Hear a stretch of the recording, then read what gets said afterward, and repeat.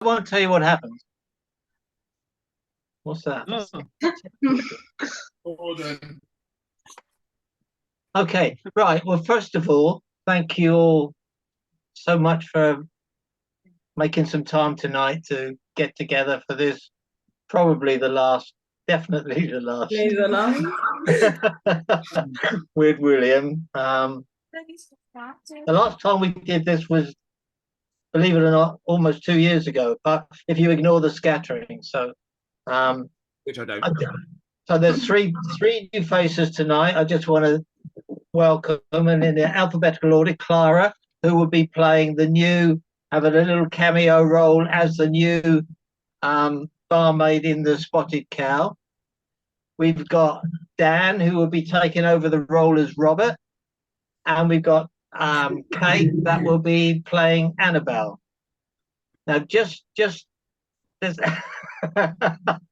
there's a couple of things that happened almost 2 years ago, which are referenced in this. The first one is that, if you remember, Robert, without telling the family, changed his lottery ticket numbers, and the family found the old car ticket and thought they won £7 million, when in fact Robert had only won £75. That's one thing. There was a weird character turned up, with no name, that is going to reappear this time. We called him the London Geezer. That was Rob. And who was the other one? It's a didgeridoo. Scattering. Sorry, There was someone else. So, and yeah, no, that was it. When you say 2 years ago, yeah, is it 2 years in the play? How long time has passed since we last were in this? 2 years. 2 years. Well, it's Christmas. It'll be 2 years in Christmas. Do you remember? You misunderstand. He means how long in the play? Eddie and Steph were in in America, and Cody was in Australia. Yes, I know that. But when we start reading this, how long has passed? Oh, in the play. I would say about a year. Tom, you have recorded this, haven't you? A year. Does that mean you've not edited this, Tom? Are we going in raw? No, I did. I have edited a bit, but I think over a year ago, and that's why it's called a shortened version. Otherwise, it would have been called normal. A longer version. Long version. Don't say, are we going in raw? No. But it looks longer, but it's only because I've changed the presentation of the script. Before, the names were on the same line as the dialogue. Now they're above it, so that's increased it. So, Anthony, thank you for pointing that out. But it is 12,000 words, which a normal sitcom length is 6,000 words. So it should be about an hour, I would say. Probably. Yeah, I reckon that's fair enough. I know we don't want to point that one. Are we ready to go then? We're ready. Go. Intro then, yeah? Yeah.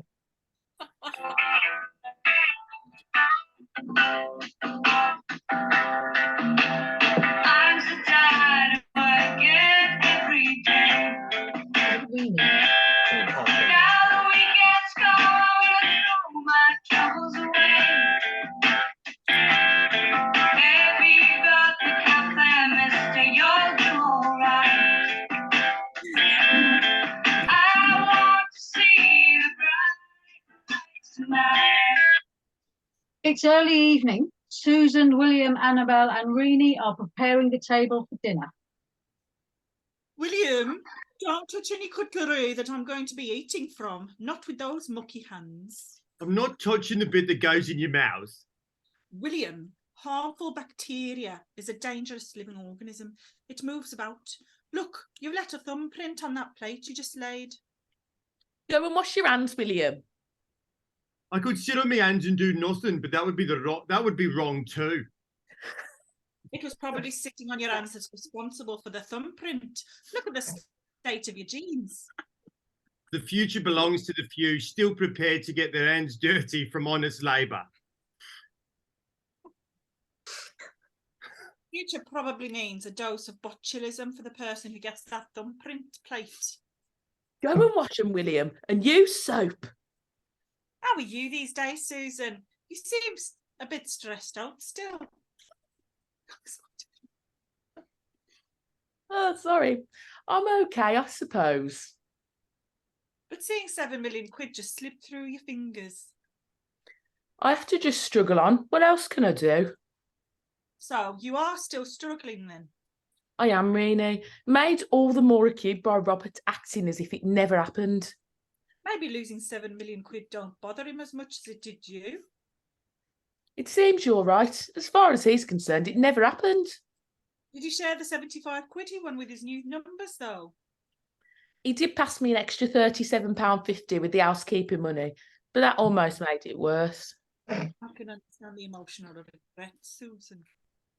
One day I'm fine. The next day something will happen and I'm reminded of that lovely Lymington Spa property with its swimming pool and tennis court, and a wave of utter despair engulfs me.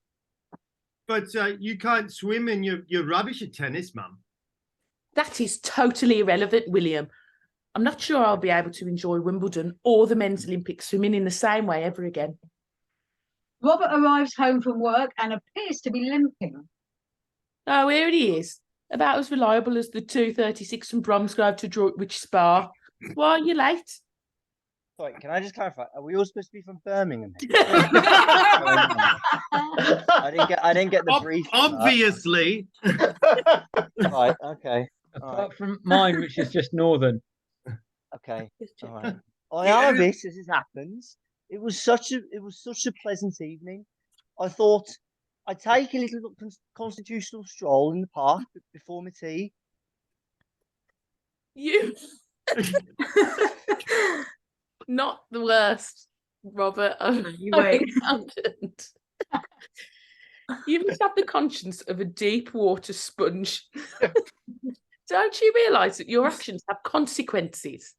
It was only a walk in the park, Susan. I wasn't planning World War III. Did you strain something in the park, Mr. H? Because you seem to be limping. Don't think so, Annabelle. I wasn't aware of anything untoward. But you are limping, Robert. Limp that you might witness in the benefits office when someone's applying for a disability allowance. I'm walking normally. I've always had a bit of a sailor's rough weather swagger when I walk. You know, there was a time, not so long ago, Robert, that in certain light you resembled Brad Pitt. Unfortunately, these days you appear to have been dragged from one. Very droll, Susan. I'm sure, I might say. There was a time, not so long ago, that you looked a lot like Sandra Bullock, but now... Don't you dare finish that sentence, Robert. Oh, maybe your right leg had a bit of a growth spurt in the night, Dad. That's what an old boyfriend once told me to explain why he had to wear a big boot when he went on holiday to Mallorca. What boyfriend? Sorry, you've never mentioned another boyfriend, Annabella. I don't think you were the only fish in the pond I was casting my lane in, William, when I hurt you. Well, I hope you're still not fishing in that bloody pond these days. I wouldn't restrict myself to a pond, Annabelle, not when there are majestic oceans out there. Remember, the bigger the sea, the bigger the catch. Well, this is bloody nice. So, well, this is bloody nice. I don't think, if you go ocean fishing, Annabelle, don't come crying to me when you snag a shark. Tell us about this old boyfriend, Annabelle, with the big boot. Oh, boy. That must have been very embarrassing for the unfortunate chap, especially when he was on the beach. Not really. On the beach, you wore a big flip-flop. Nonetheless, it must have been very distressing for him. Not as distressing as our journey back when the customs fella sniffer dog showed that big boot a bit too much attention. Know what I mean? Maybe you could do with one of those big boots, Robert. There is nothing unusual about my legs. You haven't got 10-toe tenderness, have you, Dad? I don't believe so, William. What's 10-toe tenderness? Well, it's sort of a tenderness in your... Don't tell me. My 10 toes? Probably brought on from pent-up suppressed regret, William, resulting from the harm he's done us all. What harm have I done to you lot? Well, for starters, changing the bloody lottery numbers without consulting anyone. If anything, coming home tonight is causing some pent-up inner regret, if I'm to be brutally honest, and there's a thumbprint on my plate. Changing the subject. I'd rather someone change my plate. The Spotted Cow's got a new barmaid. Business must be good if they're taking on extra staff. No, it's not that. They've sacked Shufflin Cyril. No, really? Why? I believe it was on health and safety grounds. Yeah, apparently his constant shuffling was making the floor behind the bar treacherous. Apparently, because of his poorly feet, he'd only wore socks in there, rustling a highly polished lino. About the only thing in that pub that was polished then. You know any of this anyway. Just by keeping my finger on the pulse, Dad. Probably the same one that's been all over my plate. Okay. Earlier today, William and Annabelle pop into the Spotted Cow on their way home from uni. The place is deserted. G'day. Well, there is a life in the Blackwater town after all. I was beginning to think there was more going on in Halls Creek than Brom's bloody Grove. Oh, hello. How am I supposed to follow that? Hello, you're not shuffling, Cyril. You're very insightful. I can see I'm going to have to watch you, but you're right. My name's not Cyril, and I don't shuffle. Where is he then? He's not here. But he's always here. Not anymore. Me auntie Sue let him go. This feels like a bleeding ice rink back here. What's that got to do with Cyril? According to Auntie Sue's, he's the cause of it after years behind here shuffling in his socks. But you can't sack someone just because they shuffle. He's got poorly feet.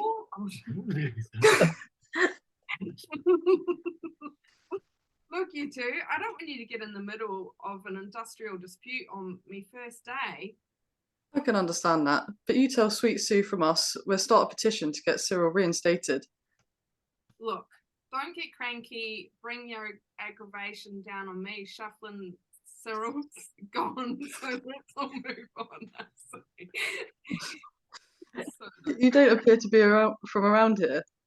You're right, Sheila. I can see nothing. I can see nothing gets past you. You're an Aussie, ain't you? Wash your mouth out, mate. I'm Kiwi, born and bred, but I might have picked up a bit of an Aussie twang on me travels, I suppose. You've been travelling then, have you? I have. I've been all over New Zealand, Oz, and now Bromsgrove. You might find Bromsgrove a bit tame after New Zealand and Australia. Really, you do surprise me. But in the words of that internationally famous Aussie rock band, men at work, we heart still in the land down under, where the woman glow.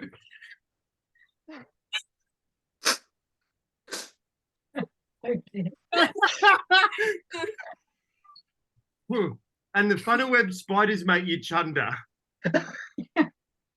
Why are you whinging, Poms, always bleeding going on about the funnelweb spiders? The girl I went to school with emigrated to Australia and was bit by a spider while sitting on the toilet. She died the most undignified death. You should always lift the seat in the back garden dunny before burying your bum. But if she died from the bite, she must have been a very sickly girl. I've had me ass bit a few times and I'm still here. But was it a funnelweb spider that was doing the biting? What are you suggesting? There's an awkward pause, and then Annabelle says, Well, you certainly brought the sunshine with you. It's a lovely day today. I hate the sun. I didn't come all this way for the bloody sunshine. Take a look at me skin. What are we looking for? Do you take everything literally? Stop looking at me. Sorry. Look, have you come in here for a drink or just to piss me off? 2 pints of Guinness, please. Anyway, what should we call you? Tiana, and yours? I'm William, and this is Annabelle. We're pleased to meet you, Tiana. While we're waiting for the Guinnesses, I'm going to pop to the loo. Don't forget to lift the seat, Annabelle. Luckily, we're not cursed with a deadly funnel web in this country. Annabelle goes to the loo. I can see you're not a fully fledged Aussie yet. Just say that. Well, the image we get over here, the Australians, is that they're always out getting in the sun, getting pissed. The culture of the country's changing. You've got to start taking global warming seriously. After 5 or 6 hours sunbaking, most Aussies cover up these days. They don't want to risk getting the monkey bum. What's a monkey bum? Annabelle returns. Well, that Donny was spiders free today. What are you talking about? Monkey bum, whatever that is. What are you talking about monkey bums for? According to Tiana here, there's something most Australians are scared of catching. I'm talking about sunburn. You must have seen 1 or 2 sunburnt monkey asses in your time, Annabelle. Now you come to mention it. I don't believe I have, but if I had, I'm not sure it's something that I would have stuck too firmly in my memory. Oh, I think you would. They walk around with a very superior manner. Obviously, of the sun with what? Oblivious. Oblivious of the sun with their tails up in the air. You must have seen them. I'm certain I've never seen a sunburnt monkey in my life. Their asses get all red. You must have seen their red sunburnt backsides. I think you're talking baboons, but their red asses are not a result of sunburnt. If you walked around the outback with your tracky tacks around your ankles in the midday sun, your ass would be pretty red and sore. I guess you're right, but I don't. And neither do baboons. The female baboon's ass is bred right, only for attracting the male baboon. I don't think I'd be attracting to you, Annabelle, if you had a red ass. To drink up or we'll be late for our tucker. As William and Annabelle leave the pub, Tiana calls after them. Hey. What? Did I tell you both? Tell us what? I could jump higher than a kangaroo.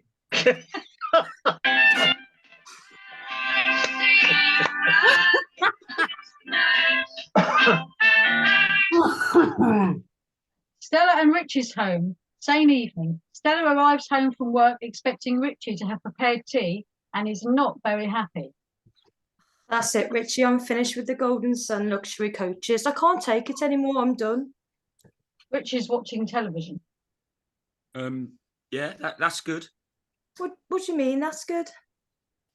Well, sorry, didn't you say you had fun? I said I was done. Done. Done what? I'm going to swing for you, Richie. Are you deliberately not listening to me? I'm listening, but at the same time, I'm also trying to watch a bit of the Hairy Bikers. Richie, you know I've tried this before and it didn't work. Tried what? Doing 2 things at once successfully. Didn't you say you had some Guinness with the coach people and had fun? I said I'm finished with the coach people. I'm done. I've left them. Right, okay, you're a bit drastic. Had another spot of luxury coach bother today, have you? You might say that, yes. Right, well, let me turn off the Hairy Bikers. Now, come on, tell me what's happened. Where to start? The coach got a puncture, the toilet's backed up again, and they only provide the answers to the onboard quiz. Well, as long as you had the answers, you could probably sort out who won. There were no bloody questions. I had to read the answers, then ask them what they thought the questions were. You wouldn't believe what some of them wrote for their answer. Matt Hancock. But did you manage to get to Stratford upon time? Yes, just. But we had to skip the champagne buffet and all that. And all we had time for was a swift stop at a chippy in Studley. What did you see in Stratford? Danny Dyer and Macbeth. He was very Shakespearean, as you can imagine. Yeah, but did the executive coach party enjoy his performance? That's all that really matters. If you must know, half of them even slept through the interval. Their prepaid ice creams were leaking everywhere. Oh, never mind, you're home now. Anyway, what's for tea? Richie, You said you'd get tea ready today. Are you telling me, on top of everything I've been through today, you've forgotten the one thing I asked you to do for me? I'm only joking with you, Stella. Of course I haven't forgotten your tea, Bab. So, what we got then? I don't detect any aroma of dinner, and you hadn't better have just cut up a few sandwiches. Don't stress it, Stella. Clayton's bringing something in. Oh, sorry. Really? Well, that'll be a first. He must be up to something. Well, all I know is he rang very excited to tell me that the risen spirit had answered his prayers and that he was going to be bringing in some pizza. Maybe he's got a job that actually pays. We might even get a bit of rent money out of him. We could do with a bit of extra cash coming in now I'm out of work. I'm not so sure, Stella. I've never met a bloke with less motivated by cash than Clayton. Oh, he's like a bloody human limpet, sucking the life from our bank account, though. Well, he did say the sacred blood had answered his prayers. Well, that's okay then. Let's hope it's one-way Virgin Atlantic ticket back to Texas. Bit harsh, Stella, bit harsh. Maybe his church elders have coughed up a bit, a dosh. Why else would he be bringing in the pizza? Did he actually say that pizzas were on him? Oh, I went Welsh. Or that he would bring him pizzas in? No, he definitely said, bring in a pizza in, is what he said. Well, not plural then. Pizza, as in one.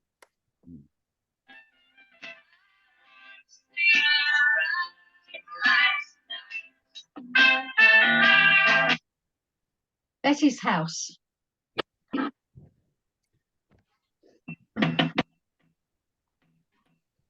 She answers the door to find a man wearing a hoodie and dark sunglasses standing there. Oh, hello. Nothing today. Thank you very much. Hang on. You don't know what I'm offering yet? That's true, but I'm pretty sure whatever it is, I don't want any. But thanks all the same. Don't shut me down so quickly, Twinkle. You've heard of the Cape Crusader, ain't you? Well, they call me the Hooded Hero. Who does? The people I serve. I'm to help. I'm here to help you, Twinkle. My Twinkle's just fine, thank you very much. Help me how? Always I can. This sort of day don't come along very often. Lucky I was in then. Look, I'm sorry. You might mean well, so thanks, but unfortunately, no thanks. You shut me down again, babe. Look, Sonny, I'm not your babe. I'm almost old enough to be your mother. Almost. Anyway, I've noticed that someone had a go at the shed, splashed a bit of red paint, spread some gossip. That wasn't gossip, that was bloody lies. Whatever. I'm in to make things all tickety-boo for you. How? The damage to my jam reputation's already been done. Time to move on, I'd say. I can see you feeling a bit stitched up, tight like a kipper. But the hooded hero here is here to keep things right. Oh yeah. And how are you going to do that? You're going to buy up the jam that I couldn't shift, thanks to what some unknown disreputable person wrote on my shed? I can't turn the clock back, Twinkle. Unfortunately, what's done is done. However, I can redecorate your shed for you. Don't I know you? Your voice seems very familiar. Don't distract me, Twinkle. I'll do you a pucker job. Sand it down, primer, undercoat, 2 top coats, and I could even, if you wanna, put a new bit of felt on your roof. What did you say your name was again? I'm not into labels as it happens. I'll tell you what though, I'll also throw in, for the same price, a sheet of synthetic felt underlay and a coconut fibre welcome mat. Do you guarantee all the work? Leave it out. Don't insult me, lady. Especially now we're getting on like royalty. Pucker's not a word I use often, but you'll get a pucker job with no quibbling. That may be so, but I'd also like a pucker guarantee. If my word's not good enough for you, I'll be honest with you. I'll be disappointed. But if it gives you peace of mind, I'll write you out a lifetime guarantee. Whose lifetime? Yours, mine, or the shed? let's not get bogged down in the small print before I've even started. I do a pucker job with a pucker guarantee. I'll even sign it with pucker ink. In my game, I can't afford to upset the punters. I'm not looking for Barney Rubble treacle. How much then? Now we're negotiating. So, it is my one time, never to repeated offer. Sanding down, I do it for fuck all. Beg your pardon? Interrupting my flow now.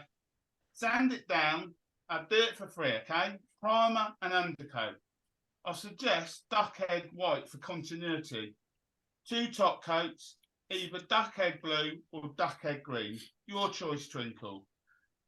Labour's not worth talking about. Why not? What's the catch? I bet you also talk about it for another 2 pages then. No catch. I treat you like I would my dear old mother, God rest her soul. So, your price will include materials and labour? Yes, provided you're not fussy about blue or green duckhead. What about the roof? I'll do your roof with pucker underlay and top quality pucker felt. Better than that. He produces a calculator. Right. Now I'm going to write this down because I know you ain't going to believe the price I'm giving you today. Don't you want to look at my shed first? I've already had my mince pies all over your shed, Tweakle. Now, my word's my bond. The total job, shake me hand now, and we'll say no more. 500 spondoolies. Clear off, you cockney wide boy. Hang on. Not too hasty, Tweakle. 500 quid's a bit richer. I can understand that. Petty highway robbery, that's what it is. Now, you've hurt me really deep, lady. I'm an honest tradesman, just doing my best to keep my roof over me and my old mum's head. I thought you said she was dead. You know? She's always with me in spirit, though, Treacle. You'll have me weeping soon. Look, I can't afford 500 quid. Oh, what a proper numpty I am. Wouldn't you Adam and Eve it? I've only gone and forgotten to add in your one-time very special discount. What discount's that then? Hang on a moment. He taps his calculator again. Now that's looking much more pucker. With a discount, it brings you down to 237 smackers. I can't say fairer than that, can I? What discount was that then? That was me never to be repeated discount of an unbelievable 85%. 85% discount? That is a significant discount. I know. You won't find a discount like that anywhere else outside of fire damage. Now, as it happens, I know a bit about fire damage discounts. And if your shed was to burn down and they couldn't prove arson, well, you should see the discount I could get for you on a new shed. Can I borrow your calculator? Wouldn't you believe it? My batteries are run out. I've got batteries. Betty disappears to get new batteries. Of course she's got bleeding batteries. Betty returns with new batteries. Right, 85% discount on 500 quid it is. Betty taps the calculator. £75. That'll do nicely, thank you. Hang on. You sure you pressed all the right buttons? Pretty certain. But did you press them in the right order then? Check it for yourself if you like. When can you start? Something must have gone wrong with that discount. Okay, cash when completed to your satisfaction. Just sign this and I'll be on my way. What am I signing? It just keeps everything kosher, Twinkle. give it here then. The London geezer hands Betty some paperwork. She begins to read it. There's no need to interrogate the paperwork. I just need your moniker, that's all. It's your protection guarantee. Nothing more, just sign there. This is a Bromsgrove District Council form. Says here you're Harold Chesney Cheeseman. Is that you? Harold Chesney Cheeseman? Might be me. What do you mean, might be you? No one calls me Harold Chesney Cheeseman anymore. Bromsgrove District Council does, it appears. None of my mates or business acquaintances, though. What do they call you then? Just Harold or Harry the Biscuit. Why Harry the Biscuit? Biscuit and Cheeseman. If you say so. Says here, I've got to sign. Sorry, if you say so. Says here, I've got to sign for your hours. Does it? Hang on. You're doing community service. You're on a payback program. I will stitch that, Twinkle, honest. Honest, as the Almighty is my judge. It was a travesty of justice. I told them they've got the wrong geezer. There's something very familiar about you, but I can't quite put my finger on why I think I know you. I've got one of those pretty boy faces. Everyone thinks they know me. Hang on a minute. If you're on the payback program, my shed restoration should be free. I'm only charging you for the materials, missus. Will the council be checking the quality of your work? There'll be some geezer from the council here, sticking his oar in. He'll more likely than not be drinking your tea and sitting inside the shed, poking around your cucumber seedlings. I'll get my mate Stan round to help keep an eye on things while you're here. That wouldn't be turnip, Stan, by any chance, would it?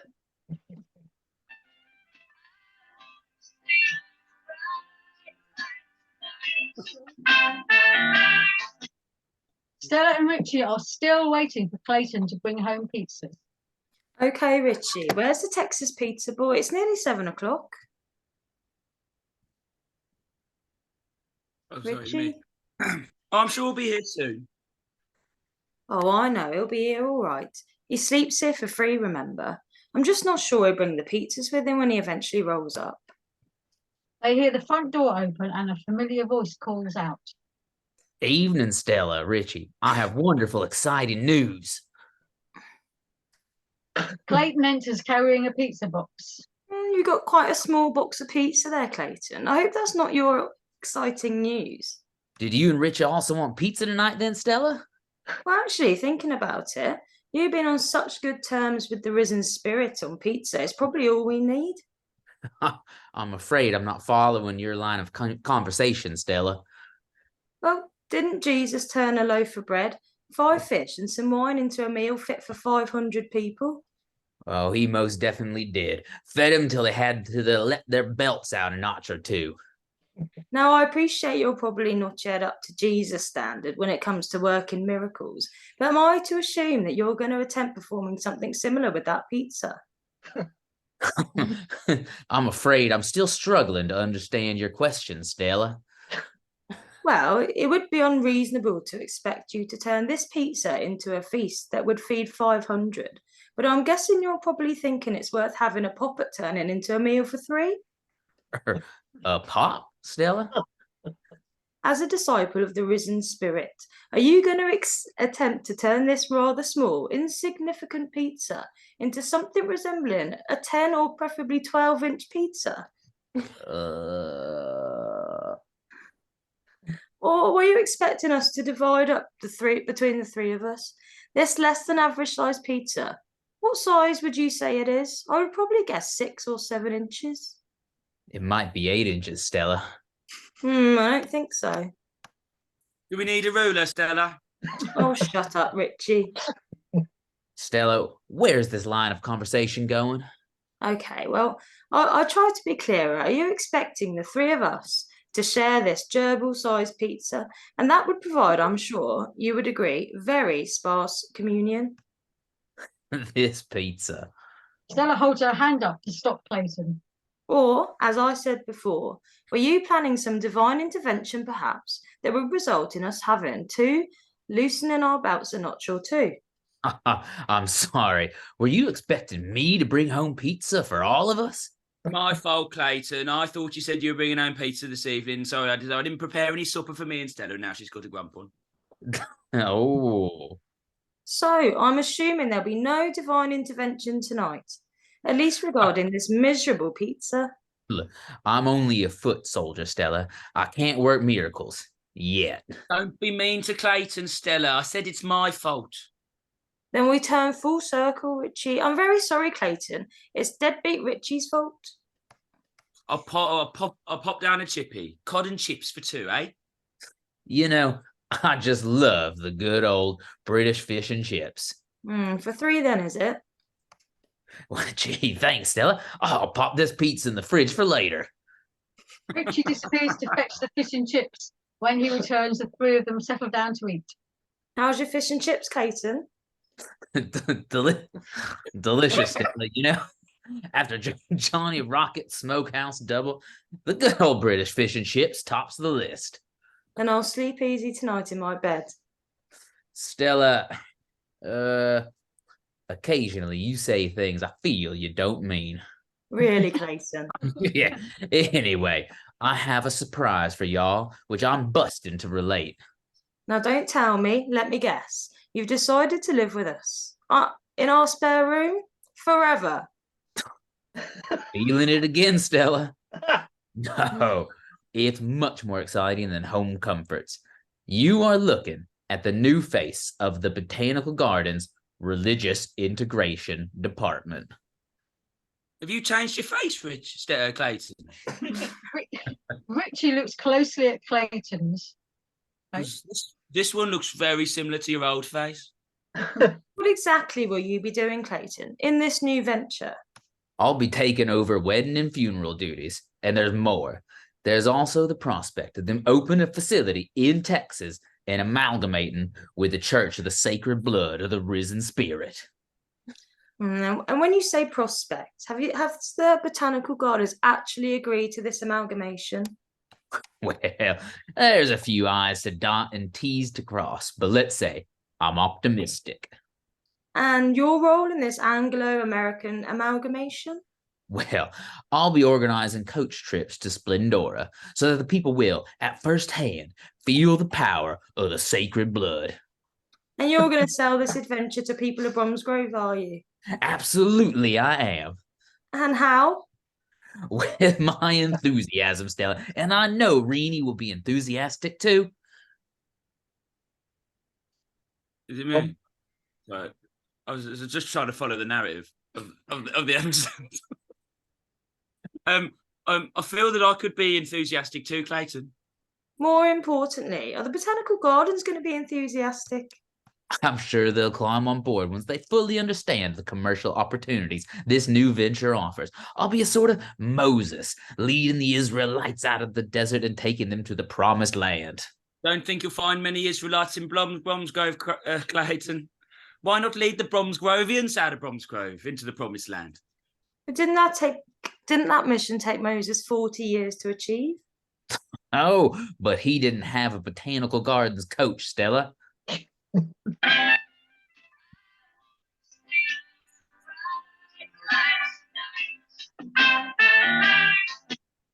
Cynthia and Stanley's home. It's Stanley's birthday. Cynthia is sitting at the breakfast table and Stanley joins her. Happy birthday, Stan. I've got some birthday breakfast kippers for you this morning. Oh, now I told you, Sin. I don't want any fuss today. Not a jot. I'm getting too old for birthdays. Are they really birthday kippers for me? Well, it didn't say birthday breakfast kippers on the packet, but I got them for your birthday breakfast. Oh, thanks, pet. And are the birthday breakfast kippers filleted? I think so. Do kippers even have bones? Of course they have bones. They must have, or they'd be all floppy, wouldn't they? Well, I don't think you'll find any significant bones in these. Oh, look. Look. What are you looking at? Bones in. Give them here. Let's see if I can get rid of them for you. I don't want to make a song and dance about it. Yeah, open my birthday card while I sort the kipper bones. But this is a fuss sin. But thanks, I do appreciate the thought. Stanley opens his envelope and reads the card. Happy birthday, Stan. Oh, you're the meat in my sandwich, I am. And the total mayo, not as often as I'd like. Oh, sin. I'm joking. I'm just yanking you. You know, it's a lovely sentiment, pet. Thumbs up my favourite dear Stan. And here's a little gift. It's not much, just a small token of my affection. Stanley opens his present. A fruit knife with my initials on the side. And it's very small, but a little bit insignificant. But it's just exactly what I'd hoped for. Thanks, pet. Very welcome. Shall we pop to the Spotted Cow tonight for a birthday drink later? Yeah, I suppose we could. So were there any other cards like for me? Oh no, Stan, I'm afraid that's it. You did tell people not to make a fuss. Yeah, that's true. I did, but a card's not making that much of a fuss, is it? It's just Have you forgotten what you told Robert and Susan? Flashback.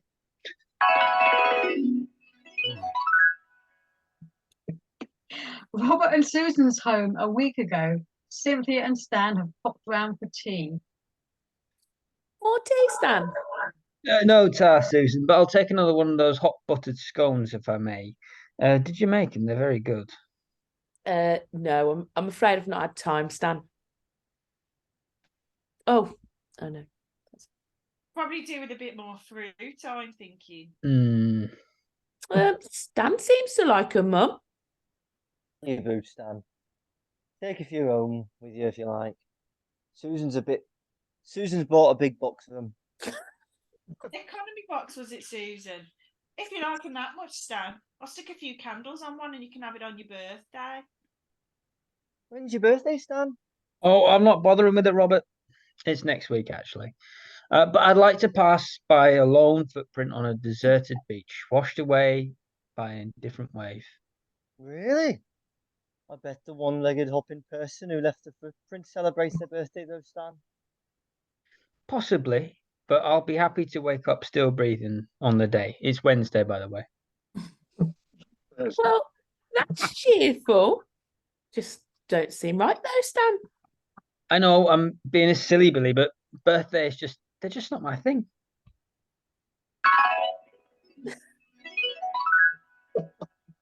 And how could you forget your performance with William and Annabelle?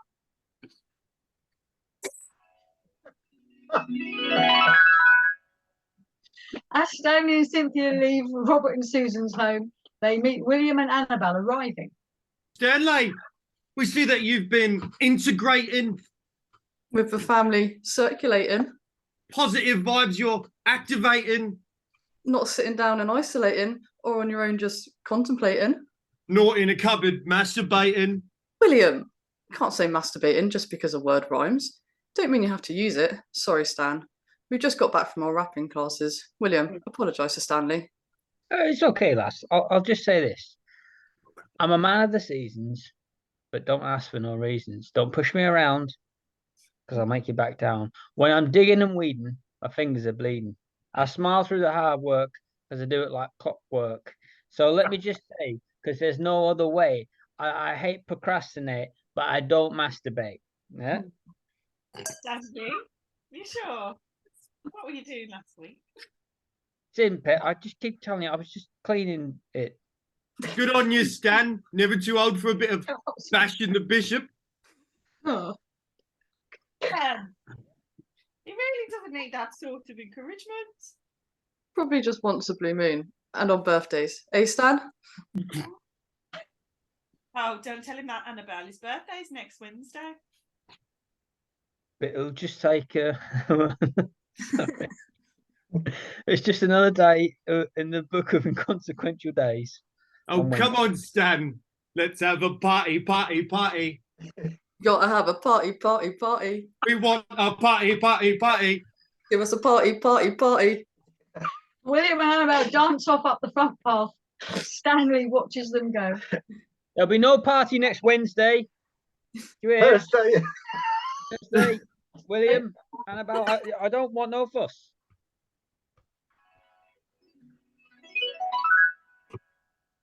So, Renee and Clayton.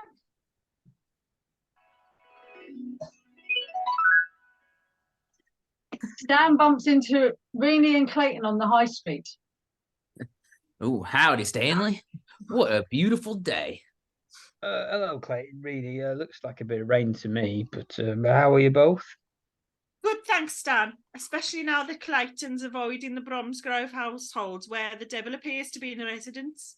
How's Cynthia? Yeah, she's fine. No devil, God bless her.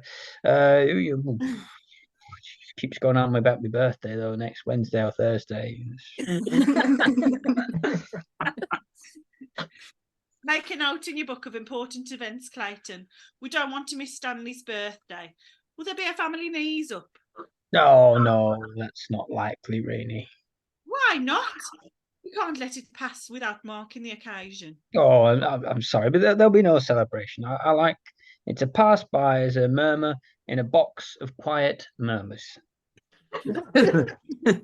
Listen, Stanley, the good Lord saw fit to provide you with a birthday. The least you can do is acknowledge it. Now let's all say a prayer for Stanley. It's quite a busy road, Clayton. Maybe we should wait until we're in a more secluded street. Never be afraid to speak to Jesus, Renee. What day did you say your birthday was, Stan?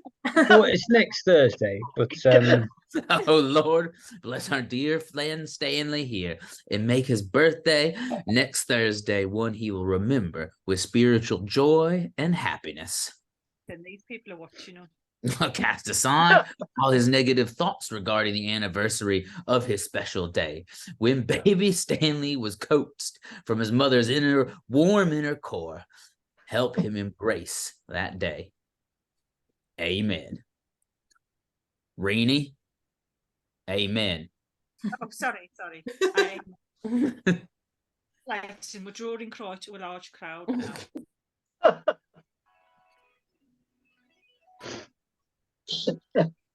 And apparently, you told Stella and Richie pretty much the same story. Got RSI. Stanley arrives unannounced at Stella and Richie's home. Hello, Stan. What brings you?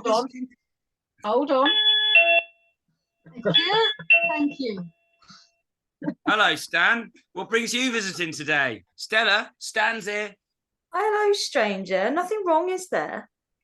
No, I've just bought you some fresh produce from allotment. Well, I thought everything was pretty much destroyed after the antics of the jacuzzi crew a year ago. Aye, lads, you're right.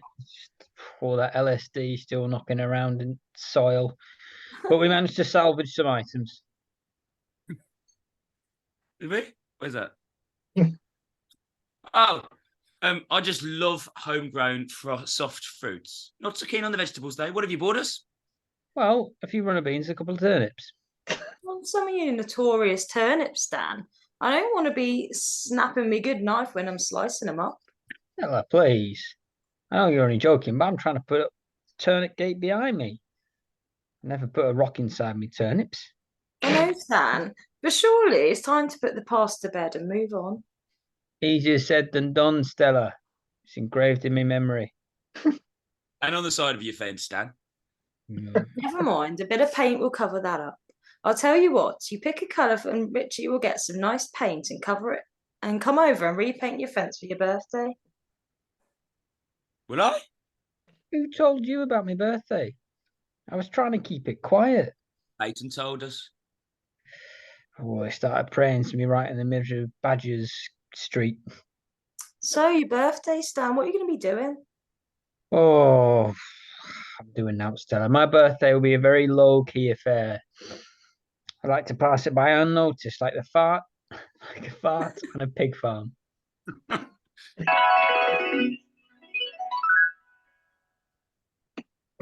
a fart on a pig farm, your words, Stan. And I understand with Betty, pretty much the same message.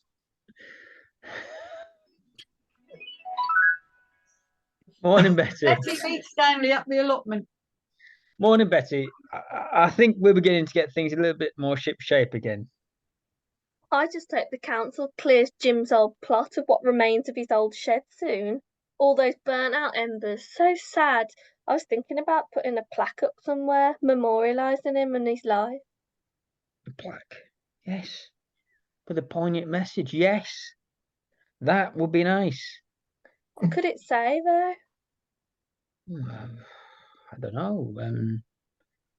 Maybe something like James Harvey. He gardened, he fished, then he floated away. But his memory still lingers, like his beetroot display. Because Jim could grow a nice beetroot, couldn't he? Very nice. Yes. But where would we put it? There's no obvious place. Oh, what about the old water butt? That would link his gardening with his fishing. And his death.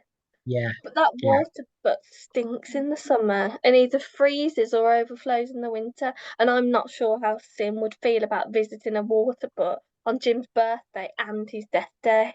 He did stink in the summer as well, to be fair, especially after a day in an allotment. Oh, you might be right. When my time comes, I don't want folk putting up plaques everywhere and going all overboard. You know, just because I'm dead. Unless you want to, like. We better mark your birthday next week then while you're still here. No, I'd like to slip it by unnoticed, Betty, like the meat in a little steak pie. Is Sin okay with that? I hope so. I've made it very clear to everyone. I don't want balloons, streamers, or indoor fireworks. I just hope that everyone respects that. Okay. I'd hate to upset you on your special day. I'll not mention it. Perfect. Thanks, Betty. Worried about him. He was worried about the Empire and he's milking everything. You told them all you wanted no fuss today, so don't get upset if no one sent a card. I'd sooner a telephone call. It's me birthday after all. Got you a card and a present. I know, and I'm grateful. Maybe second post might bring a card or two. There's no second post these days, Stan.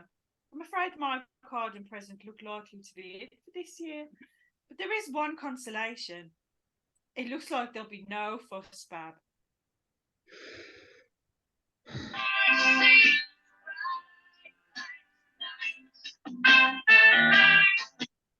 Robert and Susan's home.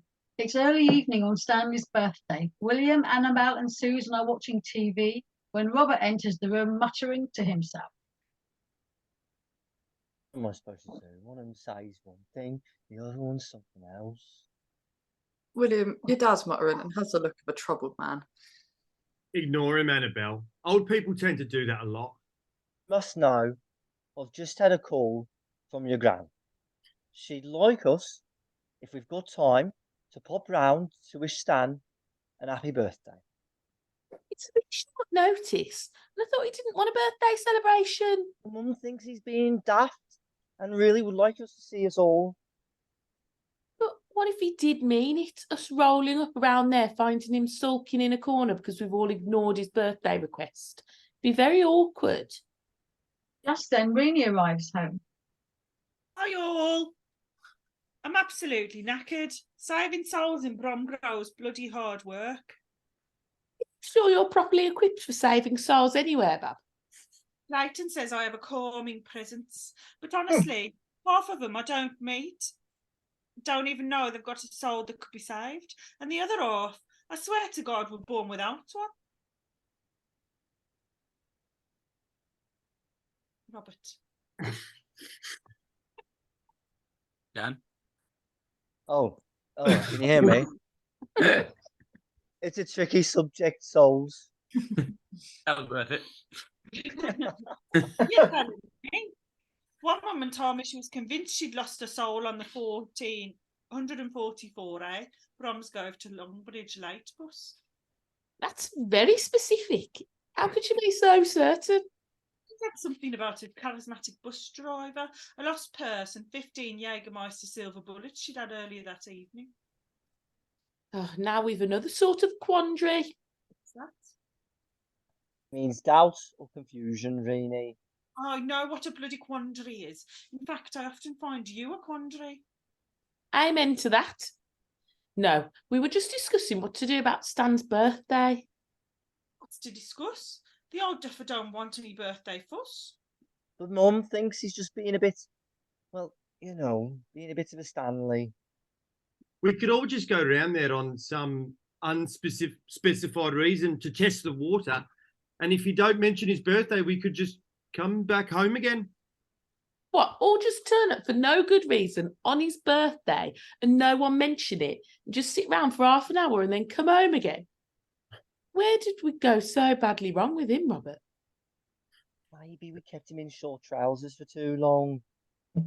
I'll ring Stella and ask her what she thinks. Susan calls Stella. Oh, hello, Stella Bab. How's things? I've put you on speaker so the others can hear you. Oh, what's up, Mum? There isn't any trouble, is there? No, not really. We're just not sure whether or not to go and wish Stan a happy birthday. Well, he told us he's not celebrating his birthday, and to be perfectly honest with you, Mum, I've other things on my mind this evening. What's Richie done now? Hello, Mrs. H. Richie here. I haven't actually done anything today. Actually, I've just been doing a bit of relaxing. Stella's been scrapping the inside of the mic, so scraping the inside of the microwave, I imagine. What? Why were you scraping the microwave, Stella? Oh, it's my own fault. I left Richie and Clayton at home together, and they decided to boil some eggs in the microwave. That shouldn't be a problem if they were careful. They forgot the water, Mum. Oh. Americans even eat boiled eggs.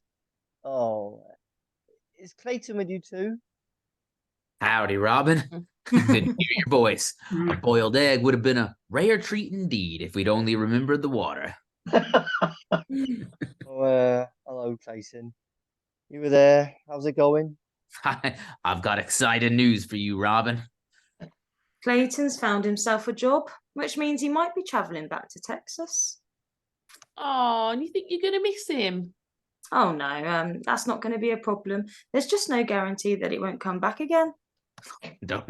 Don't you worry, Stella. I'll be back. Clayton's going to be the new face of the Botanical Gardens God Squad. That's right. Clayton and me will be fronting up the Botanical Gardens pilgrimage to Splendora. It's very exciting. Going too, will you, Rini? That will be nice. Although, we'll certainly miss you back. Robin, come with us on the coach of faith and enlightenment. But in case you can't, rest assured, we'll all be back. Too right, we will. There's no way I'm going to be roughing it in a holy cave for the rest of my life. We'll only be visiting the cave, Rini. Pa's putting us up in his outhouse. Outhouse? I thought this would be a 5-star travel and accommodation experience. Look, Pa's outhouse is pretty much 5-star for Splendora. I thought we'd be in the Hyatt or the Best Western at least. Sorry, Rini. If we don't stay with Pa, there's only Joe Best Begone place, but that's been vacant since he self-ignited after drinking Pa's homebrewed communion wine, as recounted in the Christmas special. Thank God. How am I to know that? If you remember, I'd called it for the Christmas special and wasn't in it. COVID Christmas special. Maybe not for it today. It's almost like she doesn't want to do it. Oh, you missed a good one. So who can forget the line? The dumpster differ with the dairy Darlow on the ground.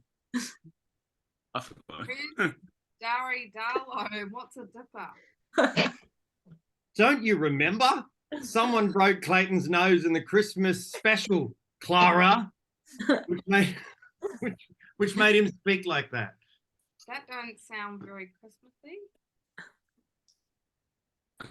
I can't abide violence, especially on the Christmas special. Well, that's Sophie. I still think you'd be a bit disappointed that you haven't watched it back on YouTube. Why are you doing that? What happened, Tanya? You just playing yourself. Yeah. Are you right, Tanya? Right, and I can't. Are we in a parallel universe? Yeah. That you haven't watched it on YouTube, Sophie. That's a bit weird. That's a bit weird, Tom. I didn't expect weird shit when I said I'd do this. I don't know who Joe Best Begon is either. In fact, I'm struggling to make sense out of any of this.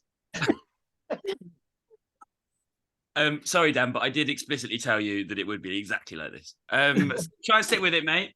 He's never gone weird like this before, but he does have a tendency for a bit of strangeness. Yeah, Tom's right. Some of the things he says and does keep me awake at night. Is he still counting his teeth? Who can forget his big red card in the wheelbarrow idea? What was the big red card all about? To be honest, I think that was one of his better ideas. Not get into the big red card in the wheelbarrow again. Okay, right, fine. It's all just like because it's 10:15 now. We'll be all night. Hang on, Tom. I'm beginning to lose the plot too, and I don't know who this Joe Best Begon is either. And what are with all these YouTube links? I've never been sent any YouTube links. Oh, don't ask for them, Kate. You'll be swamped with them. They've clogged up my hard drive and used up all my available email space. I know it's been difficult, but can we get back to this episode? I'm beginning to lose the plot myself, and I could not face starting again. It's your line, mate. Oh, right. What are we going to do about this Stanley situation then? He told me and Richie he wanted his birthday to pass by unnoticed, like a fart in a pig pen. Suddenly, Betty popped her head round Susan's front room door. Susan, I finished the bedrooms and the bathroom, all tickety-boo up there now. Okay, thanks, Betty. Oh, just a mo, you might be able to help us. We're on the phone to Stella discussing whether to go and wish Stanley a happy birthday. What do you think? Hello, Betty. Oh, you're on speakerphone, Stella. How exciting. Hello, Dad. Oh, hello, Betty. Oh, hello, Richie. You're on speakerphone too. Hi, Betty. Clayton. Sorry I missed you when you called. How'd you know I called, Betty? Oh, didn't you leave a card or something? No, I don't leave cards, but I shouted a prayer through your letterbox. If you were in a very deep sleep. Missing the sacred blood message and being home when you called. So unfortunate. That's one way to look at it. So, Betty, what do you think? Mum seems to think this no fuss thing is just talk. He told me he wanted his birthday to be like the meat in a little steak pie, non-existent, when I talked to him about it. Mum must have misread the signals. I'm sorry I can't be more helpful, but I'm afraid Stanley's given me more to worry about than just his birthday. There's been a huge Oswald development, but more than that, I just can't say. What's been going on, Betty? William, what is it about Betty's sentence? But more than that, I just can't say. Are you struggling to comprehend? I'm sorry to be so vague, but I discovered something that is likely to give Stanley the biggest birthday surprise ever, whether he wants it or not.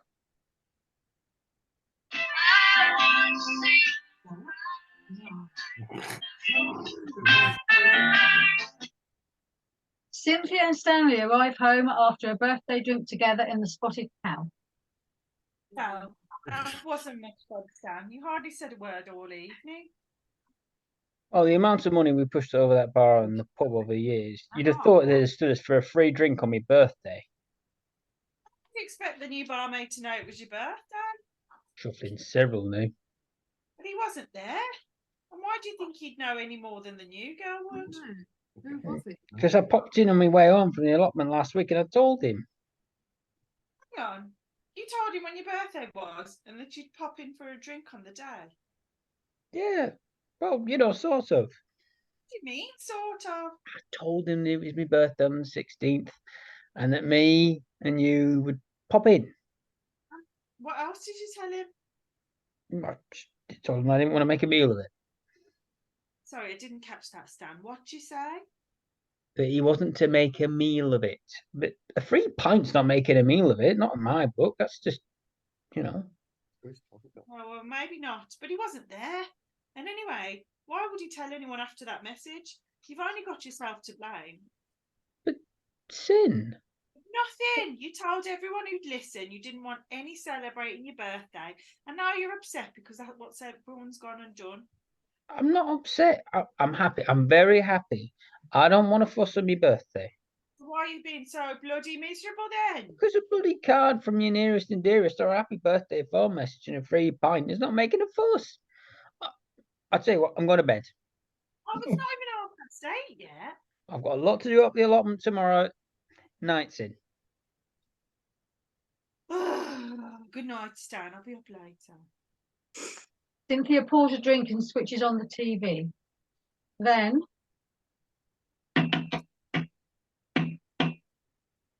he goes to answer the door. Susan, William, and Annabelle. Oh, and Renee. This is a nice surprise. Done.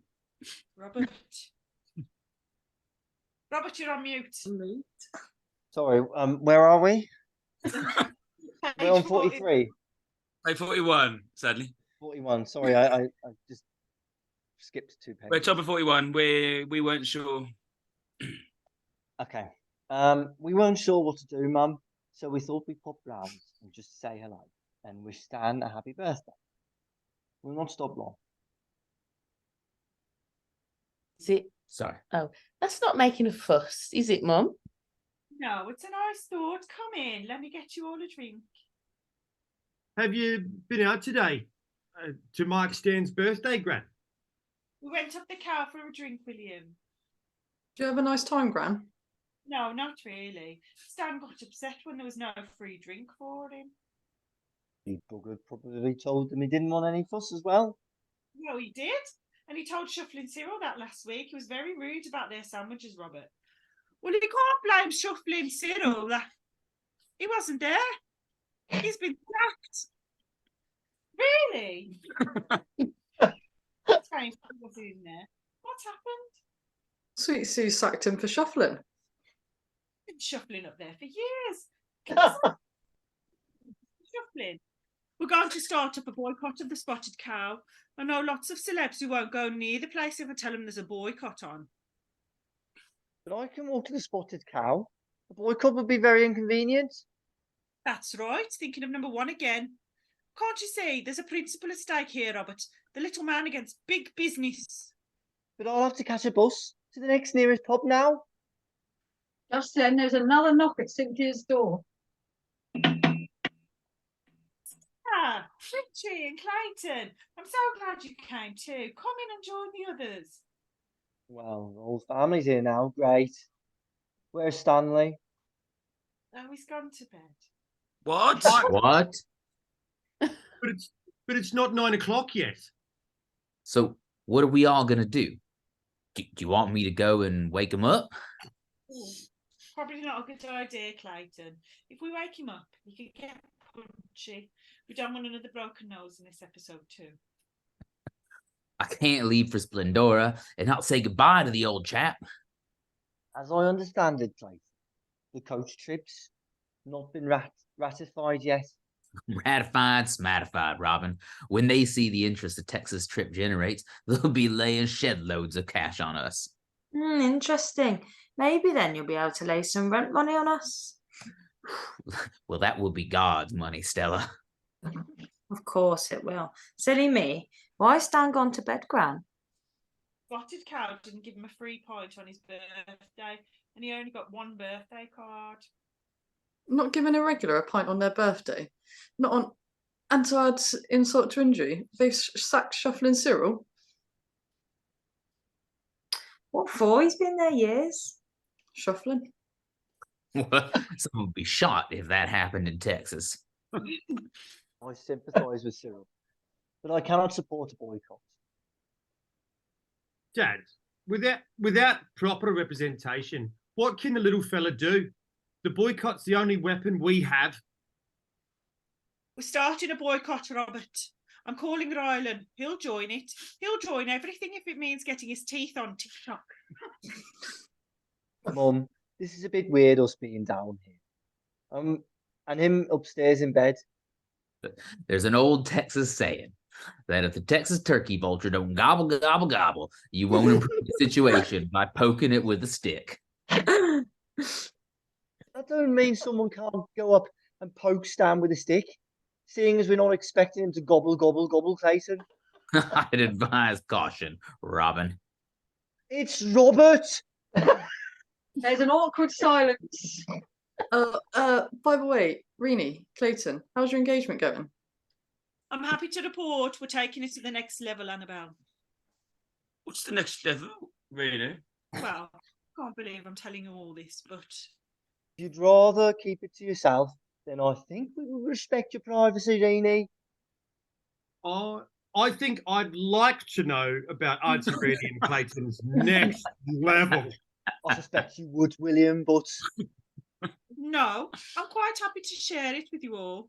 Well, we're getting interconnecting tattoos. Interconnecting tattoo. A tattoo that interconnects with someone who you are spiritually joined with on an emotional level, thus completing the image. How do you know when you've reached the next level, Auntie Rini?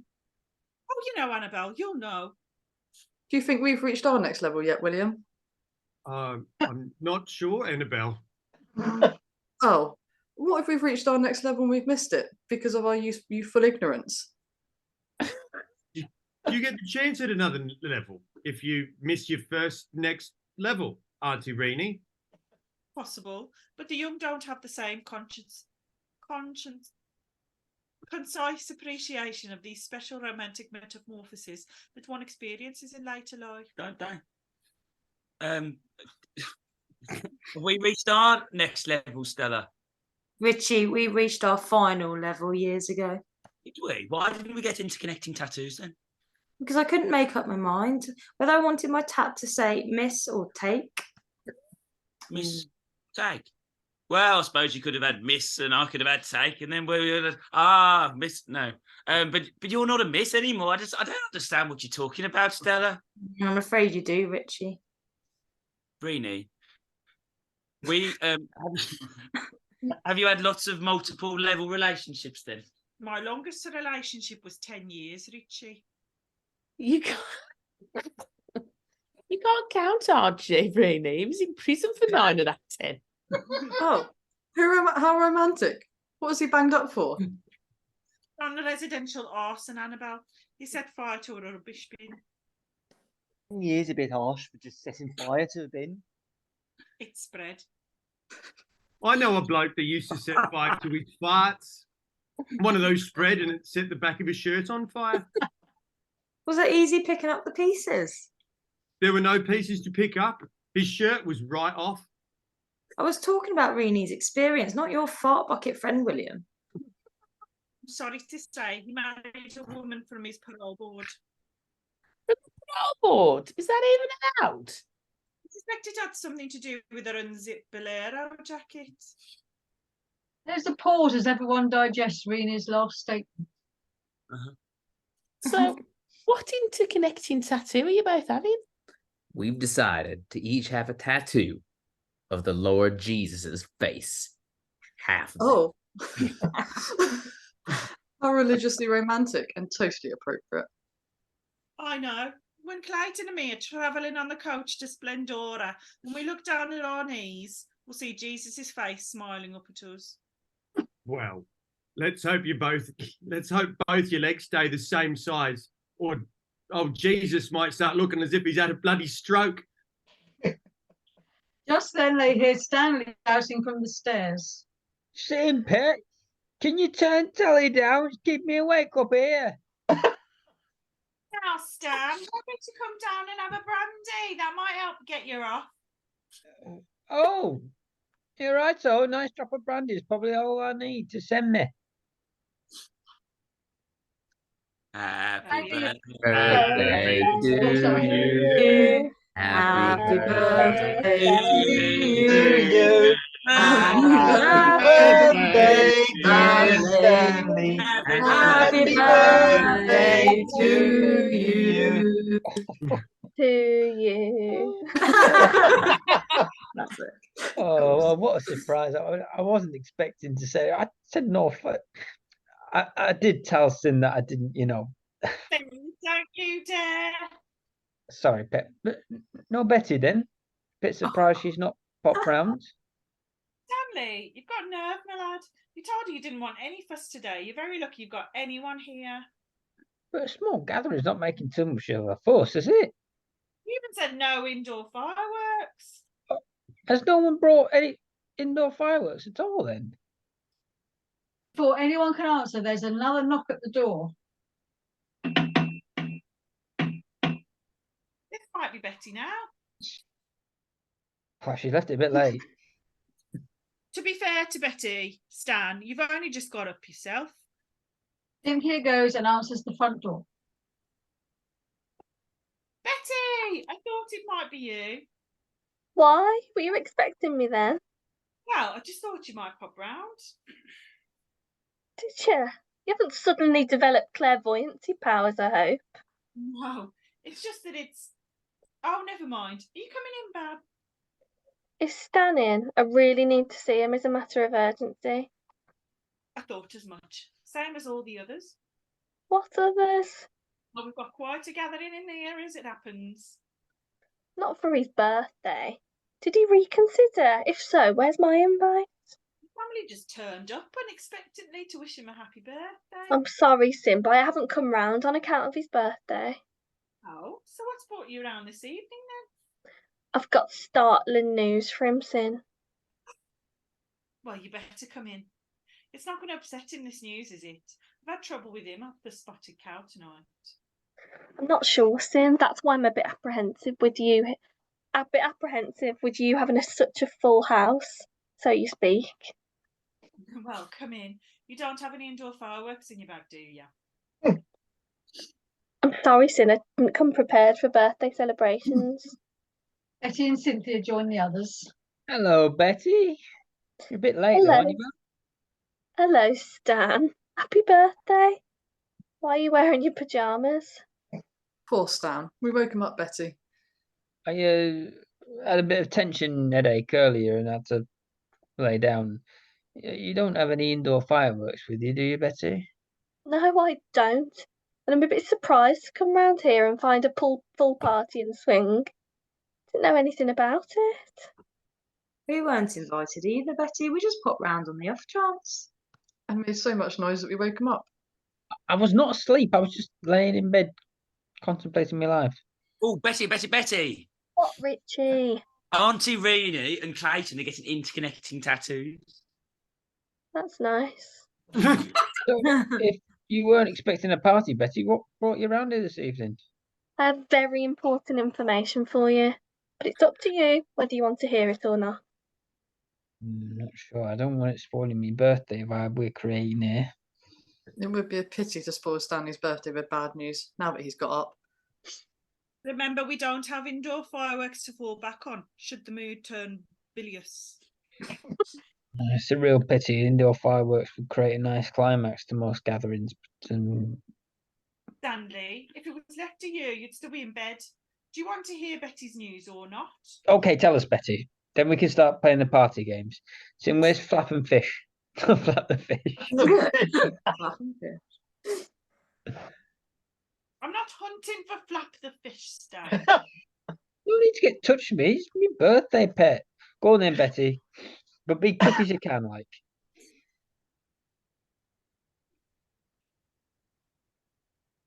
All right. Tell me then, Stan, did you ever have a sister called Alice? Alice who? Well, it's a stab in the dark, Oswald. It's not a difficult question, Stan. How do you know about Alice? So, did you have a sister? Many years ago, yes. And was she called Alice? A long time ago she was. Not Alice is dead to me. She was family's breadwinner after Dad lost the function in his legs. But Alice is dead to me. Not. Didn't you work then, Stan? Not at the time, no. I was waiting for my incapacity claim to be processed. You didn't work with incapacity claim in the system. Alice was a hairdresser, right? But did you also know that she ran off without telling anyone, taking on Mum's hair rollers, causing Mum's heart palpitations to start up again, which stopped her working? And he left the family destitute. Let's pray for the reconciliation of Stan and Alice. Oh Lord, bless Stan and... There'll be no reconciliation, thanks, Clayton. She also buggered up my incapacity claim. Some snooper caught me shifting boxes around back a co-op. What about your mum's heart palpitations, Stan? I'm filling up just thinking about him, Annabelle. See, you're beginning to worry me. Can you get to the point, Bar? Then I have to lay the foundations and I need to be sure of my facts. Because I've got news that, if true, will most likely blow Stan's socks off. He's not wearing any socks, Betty. Stan, you'll probably not be aware, but Alice was pregnant when she left home. I'm not surprised. She left several broken hearts behind, not to mention a few dropped perms. The lads called her the Hartlepool Heartbreaker. Well, let me tell you, she went to London and met a bloke who used to do odd jobs for the Crays. That sounds like the sort of mess Alice would likely get herself mixed up with. They never married, but when the baby was born, this bloke surprisingly agreed to take care of her baby for a few weeks when she joined the Merchant Navy. The Merchant Navy's no place for a baby. Apparently, she hadn't been in it long when she jumped ship with the catering manager when the boat docked in. And I'm afraid that was the last anyone heard of her. Why are you dragging any of this up now? Especially my birthday. You told me once you were sad that you were the last of the Hartlepool old Oswalds, and if you'd been a rare baboon, obviously. And if you'd been a rare baboon, David Attenborough would have taken an active interest in your sex life. Well, it's true. If any animal species starts depleting, everyone takes notice. But when an ancient dynasty like the Hartlepool Oswalds are on the brink, no one gives a bleeding toss. But I think I found another Hartlepool Oswald. Alice's baby. You've got a nephew, Stan. What better birthday present could I bring you today? Well, I think I'd rather have the box of indoor fireworks. Where'd you find this nephew? In prison? Oh, don't take that stone, Tan. Don't take that tone, Stan. Yeah, but the outfit. No, he's not in prison, Stan. Not at the moment, at any rate. He's outside. So what do you want me to do? Leave him out there in the cold or bring him in to meet you? Oh, I don't know. What do you think, Sin?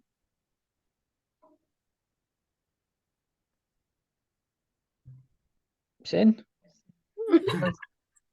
Yeah. What do you reckon? You, Stan. Betty's yeah, Betty's right, Stan. This nephew of yours would be a lovely birthday present in the absence of indoor fireworks or Flap the Fish. I'll know or not have Flap the Fish, but do you think he might have a box of indoor fireworks about this person? I vote we bring him into the warm inner glow of our extended family, same way as Stella and Richie took me in. Let's pray.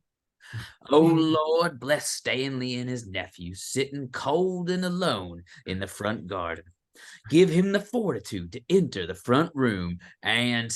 Yeah, thank you, Clayton. I think the Lord has got enough info now to start working his magic. Middle seat filled on the coach, Clayton. I'm making my position clear from the start. There's no more room for this bloke in our inn. he's homeless, it's my responsibility, Stella. Don't I ever say in any of this, Stan? It is my house. You've got Jim to think about too, Cynthia. Having Stan's nephew outside in your front garden's one thing. Having 3 blokes in here with you could cause inconvenience. What do I do, Sin? Invite him in or cast the last Hartlepool Oswald adrift in a stormy sea of uncertainty? Ramsgrove's as far from the sea as possible, Stan. Okay, let's meet him. Fetch him in, Betty. Let's see what the lad has to say for himself. Betty goes to call the stranger in to meet Stanley. Everyone, let me introduce you all. Harold, meet your extended family. Wasn't expecting a welcome committee. There's silence in the room as everyone stares at the stranger. Well, someone say something. I've been freezing my nuts off out there. The stranger spots Robert. Are you my Uncle Stan? No, I am not. And I have a nose for trouble, and I have a feeling that's why you might be, my lad. Steady, Robert. Let's not jump to conclusion based on appearances. It's okay, Betty. Everywhere I go, I get slandered, libelled, and hear words I've never heard in the Bible. The stranger turns to Clayton. You appear to be a big strapping pack of geezer. Is you my Uncle Stanley? Howdy, friend. No, I'm just one of Jesus' foot soldiers from Texas. Harold, we're getting a coach to Texas. Do you want to come with us? Bloody hell. It appears you've got John Wayne and Grumpy and Dopey from Snow White in here tonight. Hang on. You sure we haven't met before? You sort of look familiar. Bloody hell, we do, you know. You were the bloke we citizen arrested 2 Christmases ago. You just didn't have the moustache then. And I remember you, mate. You were the one with the big backside that squashed my bollocks when you sat on me. I'm bleeding glad you're not my Uncle Stan. Robert, right? It's him. Call the police, someone. Calm down, everyone. He's did the crime and now he's doing his time. He's on the payback scheme. He's painting me shed for opener. I thought that was going to rhyme as well. Say your name was? Not into monikers, as it happens. It's Harold. Harold Chesney Cheeseman. He's not even a bloody Oswald. Robert, go and sit on him again. He is an Oswald. His birth certificate says so. It's just that the bloke that took him in gave him the surname Cheeseman. Look, if the clock strikes 10 and I'm not back in my gap, I'm in deep shit. And Betsy here ain't going to get her shed painted. So, for the last time, who's my bleeding Uncle Stanley? It's me, lad. I'm Stanley. Ah, fucking great. I got the only bloke wearing pyjamas.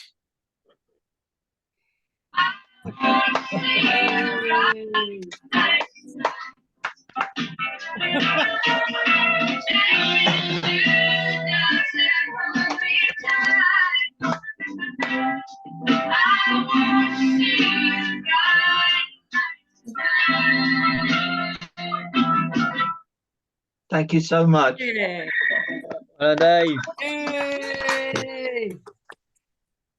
That was